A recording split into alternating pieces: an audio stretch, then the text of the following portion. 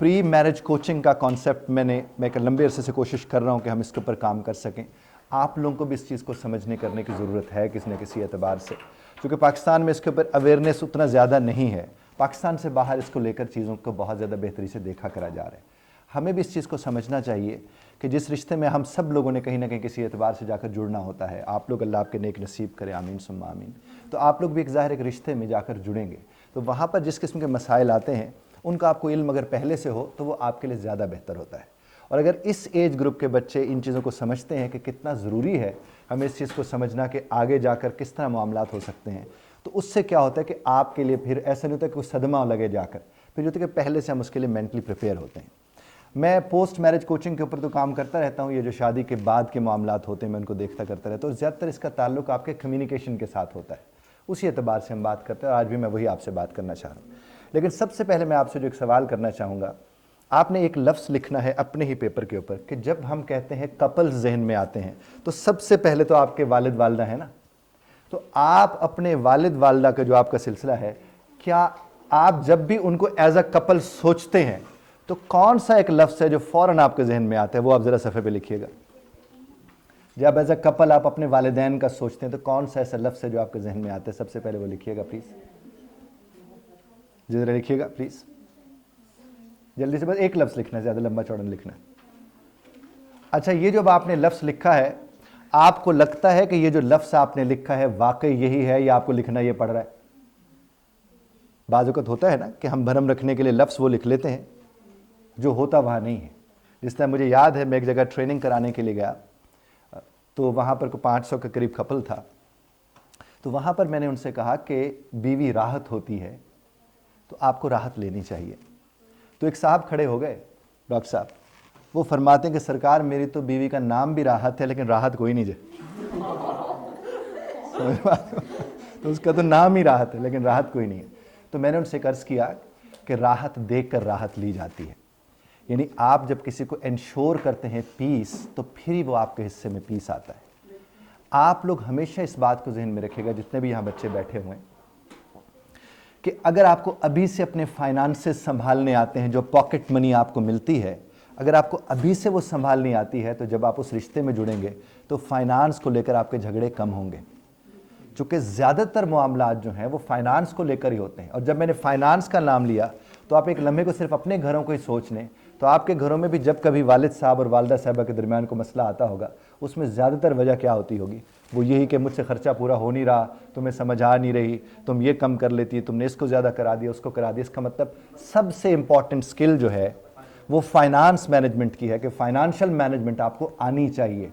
अपने यानी pocket money आपको मिलती है, अखराजात आपको मिलते हैं, अगर आप कहीं जॉब कर रहे हैं वहाँ से आपको पैसे मिलते हैं, तो क्या आप थोड़े पैसों में अपने मामलात को मैनेज कर सकते हैं या नहीं कर सकते हैं?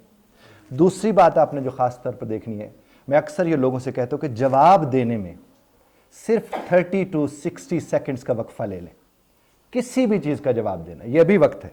यानी अभी अगर आप ये सीख लेते हैं कि मुझे किसी भी बात का जवाब देना है तो मुझसे जवाब देने में कम से कम 30 सेकंड से लेकर 60 सेकंड तक का वक्फा लेना है, फिर मैं जवाब दूं। क्योंकि जो फौरी जवाब दिया जाता है वो फिर जवाब ही होता है, उसके वो नताइज निकल कर नहीं आते हैं। तो आपने इस बात को ख़ास तौर पर जहन में रखना है कि जब कभी भी आप किसी को जवाब देने के लिए जाते हैं तो आप पहले प्रोसेस होने दें।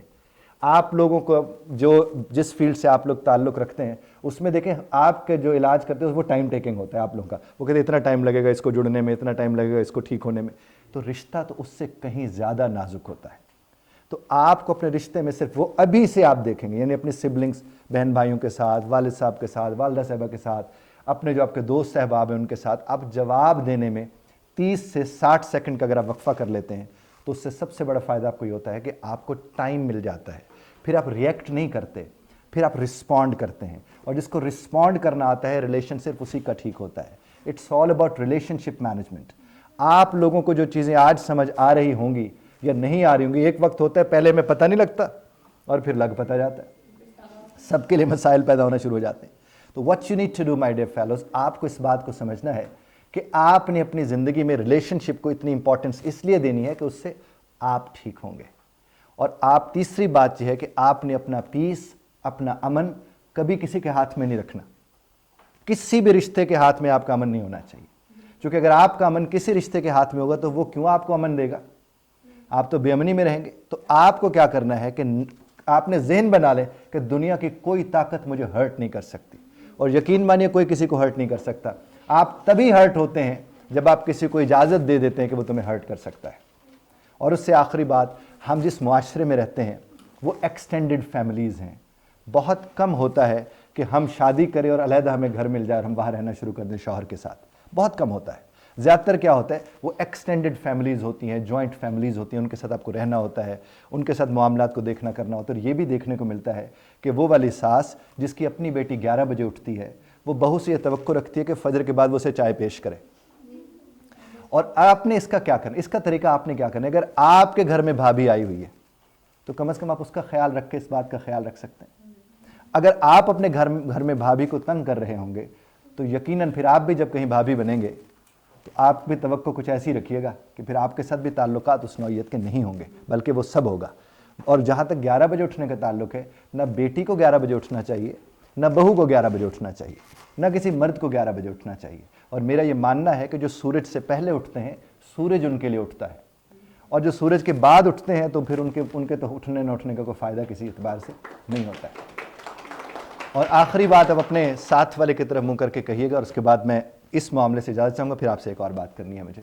آپ ذرا ساتھ والے کی طرف منہ کر کے کہیے گا کہ یہ جو اڑے رہتے ہیں, کہیے نا ساتھ والے کو, یہ جو اڑے رہتے ہیں یہی تو ہیں جو سڑے رہتے ہیں. بات پہنچ رہی ہے؟